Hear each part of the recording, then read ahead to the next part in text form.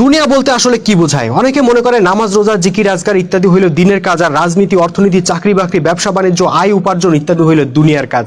এই ধারণা সম্পূর্ণ ভুল। ভাই, রাসূল সাল্লাল্লাহু আলাইহি সাল্লাম ও সাহাবীরা কি কেবল মসজিদে নামাজ, রোজা আর জিকির আজকার করে সময় কাটাইছেন? না তো। তারা রাষ্ট্র চালাইছেন, বিচার করছেন, যুদ্ধ করছেন, সন্ধি করছেন, রাজনীতি, কূটনীতি করছেন, ব্যবসা বাণিজ্য করছেন, সবই করছেন।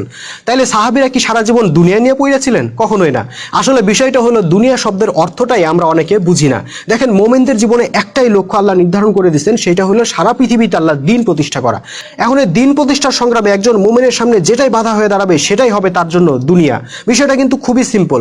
সারা পৃথিবীতে আল্লাহর দ্বীন প্রতিষ্ঠা তো এমনি এমনি হবে না। তার জন্য মুমিনদেরকে ঘর ছাড়া লাগতে পারে, বাড়ি ছাড়া লাগতে পারে, আত্মীয় স্বজনের মায়া ত্যাগ করা লাগতে পারে, ব্যবসা বাণিজ্যের মায়া ছাড়া লাগতে পারে, এক কথায় সবকিছু ছাড়া লাগতে পারে।